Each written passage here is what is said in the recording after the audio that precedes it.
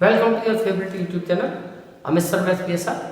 और आज हमारी ये चैप्टर 8 की लास्ट वीडियो और हमारे दो क्वेश्चन बचे हैं 8.2 के। आज हम वो दोनों क्वेश्चन डिस्कस करेंगे। तो सबसे पहले मैं लेता हूँ सबसे लास्ट क्वेश्चन, क्योंकि ये थोड़ा डिफिकल्ट है और इससे पहले वाला क्वेश्चन जो है वो ईजी है। तो क्वेश्चन नंबर 7 है 8.2 का। क्वेश्चन की फिगर वैसे तुम्हें खुद बनानी होगी, क्योंकि क्वेश्चन को लैंग्वेज में दिया हुआ फिगर नहीं दी। तो क्वेश्चन में मैंने दिया है कि एक राइट ट्रायंगल है ABC और राइट एंगल है C पे, यानी एंगल C 90 डिग्री का है। A और B को तुम कहीं भी ले सकते हो। तो फिलहाल मैंने एक ट्रायंगल बना दिया, राइट ट्रायंगल ABC। एक जो हाइपोटेनस है इसका, क्योंकि C के अपोजिट जो साइड है AB वो हाइपोटेनस होगी। तो आगे दिया है नेक्स्ट सेंटेंस कि through the mid point M a line is drawn parallel to BC। ये जो मिड पॉइंट दे रखा है हमें हाइपोटेनस का, M is the mid point of hypotenuse AB।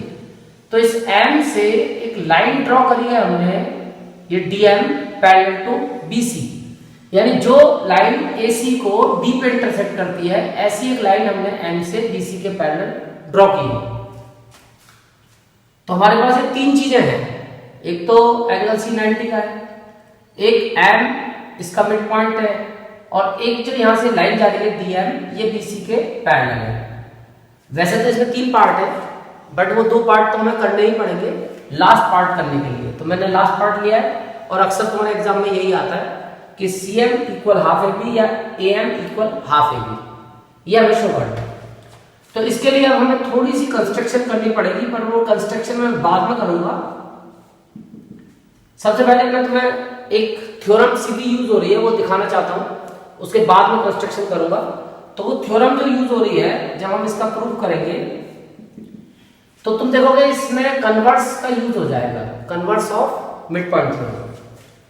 तो क्योंकि जब हम ट्रायंगल ABC को ध्यान से देखें तो हमें दिख रहा है कि ये जो AB है, यानी इस ट्रायंगल की एक साइड, उसका मिड पॉइंट हमें दे रखा है M। Since M is the mid point of AB,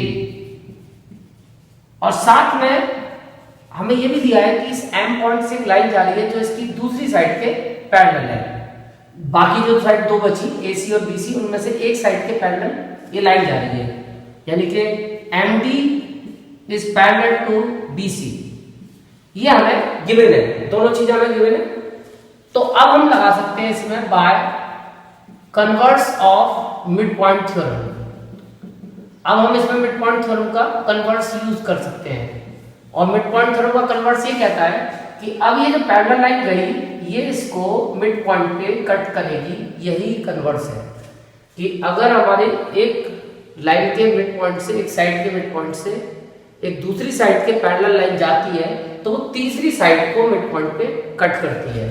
यानी इससे हमें रिजल्ट मिल जाएगा कि D is the mid point of तीसरी साइड है AC, क्योंकि दो हमने यहां यूज कर ली AB और BC, तो थर्ड साइड बची AC, तो ये उसको मिड पॉइंट पे काट देगी।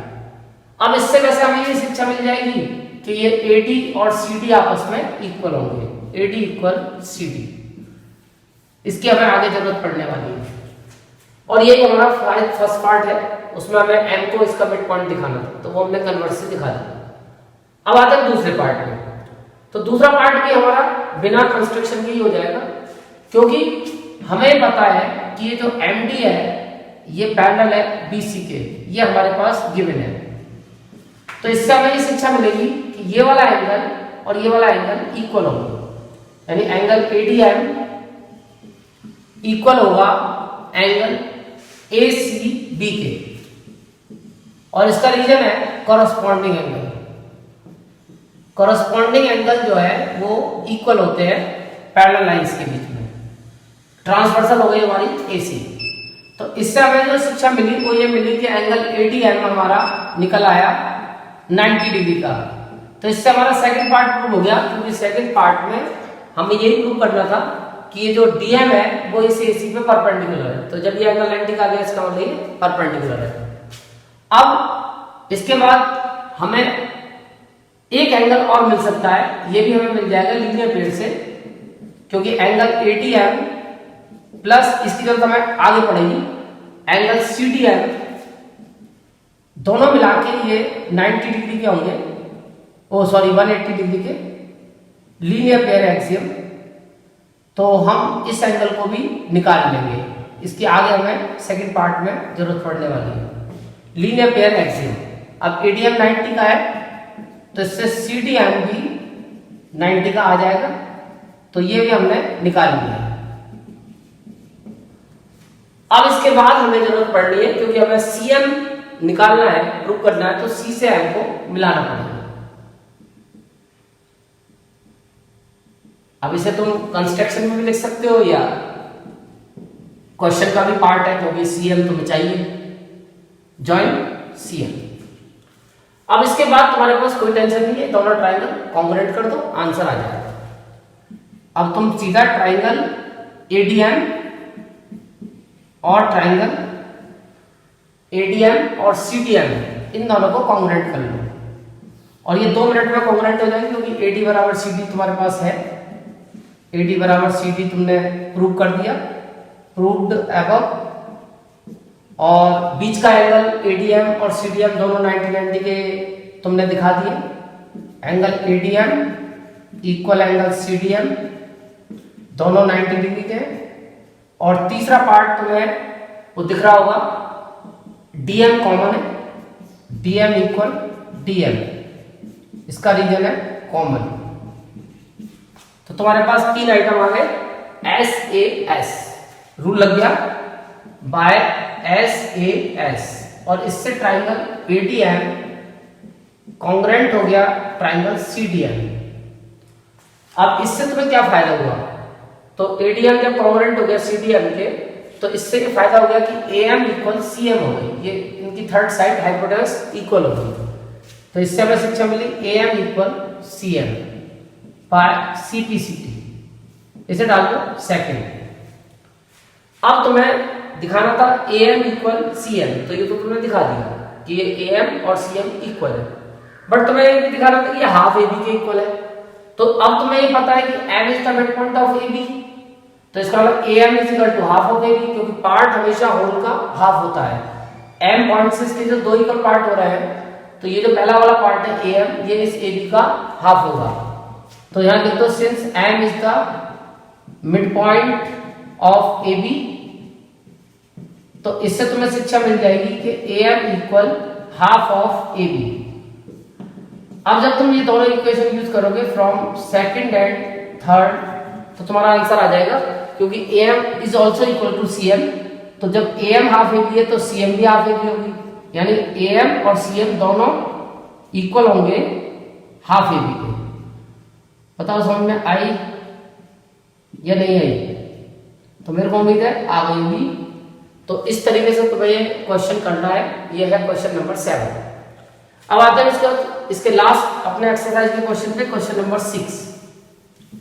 तो ये जो 6 क्वेश्चन है कायदे में तो ये हम कर चुके हैं, और मैं तुम्हें इसका केवल हिंट ही दे दूंगा तो तुम समझ जाओगे, क्योंकि ये क्वेश्चन हम 4 बार कर चुके हैं इस एक्सरसाइज में, 4 टाइम्स ये क्वेश्चन रिपीट हो चुका है, तो इसकी बहुत ज्यादा हम लोगों को जरूरत नहीं है। क्वेश्चन ये है कि अगर हमारे पास एक क्वाड है, और अगर क्वाड की जो साइड्स है चारों, उनके मिड पॉइंट्स हमें दिए हुए हैं। क्वाड है, क्वाड की साइड्स के मिड पॉइंट है हमारे पास, और अगर हम उन मिड पॉइंट्स को कनेक्ट करते हैं, तो अपोजिट साइड के जो मिड पॉइंट होते हैं उनको जब हम मिलाएंगे तो 2 लाइन सेगमेंट हमें बन जाएंगे। तो हमें ये प्रूव करना है कि वो दोनों लाइन सेगमेंट एक दूसरे को बाइसेक्ट करती हैं। Question number 6। तो इसमें हमारे पास एक क्वाड दिया है, कैसा भी क्वाड बना सकते हो, और ये क्वाड की जो चारों साइड है, इनके मिड पॉइंट्स हमें दिए, जैसे P, Q, R और S, ये चारों मिड पॉइंट है। तो गिवन में हमारे पास बस काम की एक यही चीज है कि P, Q, R and S are the mid points, ये मिड पॉइंट्स है, और हमें प्रूव करना है कि इसके अपोजिट साइड के मिड पॉइंट्स को अगर तुम मिलाते हो the line segments joining the mid points of the opposite sides. जो लाइन सेगमेंट अपोजिट साइड के मिड पॉइंट्स को मिलाती हैं, यानी कि पी आर और Q S bisect each other. तो हमें प्रूव करना है P are and Q S bisect each other. तो इसके लिए तुम्हें क्या करना पड़ेगा, पहले थोड़ी सी कंस्ट्रक्शन करनी पड़ेगी। ये तो कंस्ट्रक्शन में आएगा कि तुम इनको ज्वाइन करा दो, P से Q को, Q से R को, R से S को और S से P को, इनको आपस में ज्वाइन करा दो। Join PQ QR RS and SP। तो अब तुम देखोगे ये अंदर एक क्वाड बन जाएगा और तुम्हें इस क्वाड को पैरेललोग्राम प्रूव करना आता है। साथ में ज्वाइन ये भी करा दो, इसे भी ज्वाइन करके दिखा दो क्योंकि इसकी भी जरूरत पड़ेगी। PQ RS SP and AC भी मिलाना पड़ेगा इसके लिए तुम्हें, क्योंकि इसको अगर तुम्हें पैरेललोग्राम प्रूव करना है, अब ये क्वेश्चन नंबर 1 की तरह तुम्हें दिखने लगा होगा, तो अब तुम्हें अगर इसको क्वेश्चन नंबर 1 की तरह पैरेललोग्राम प्रूव करना है, तो तुमने वीडियो में देखा होगा क्वेश्चन नंबर 1 2 3 उन सारे क्वेश्चंस में मैंने इसे पैरेललोग्राम प्रूव किया है। और ये मैंने तुम्हें बताया भी कि किसी भी क्वाड की अगर तुम साइड्स के मिड पॉइंट को मिलाओगे तो ये जो क्वाड बनेगा अंदर वाला, ये एक पैरेललोग्राम प्रूव हो जाएगा।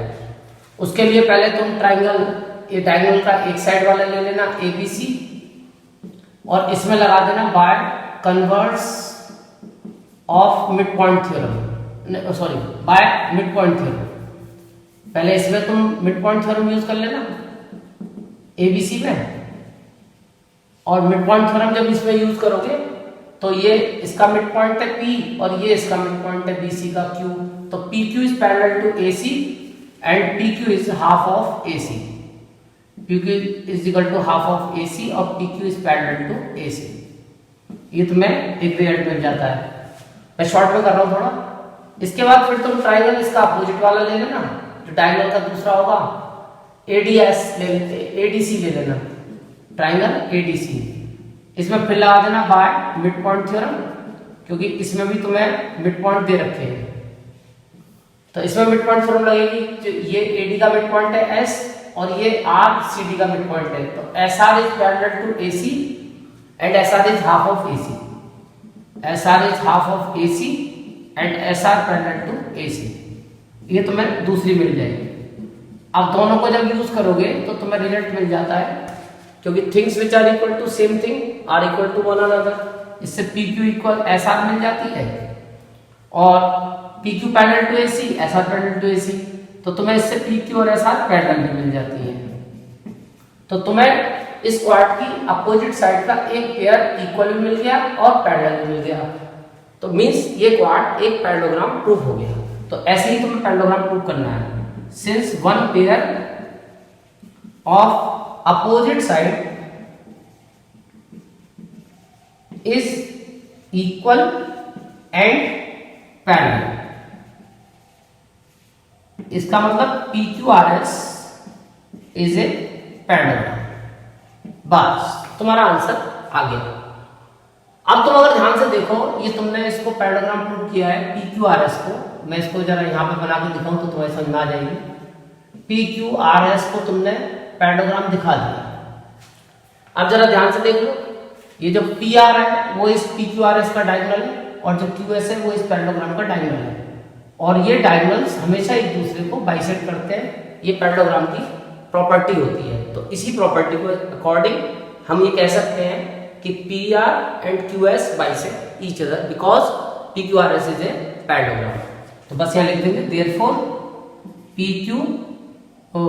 PR and QS bisect each other, ये एक दूसरे को बाइसेक्ट करेंगे।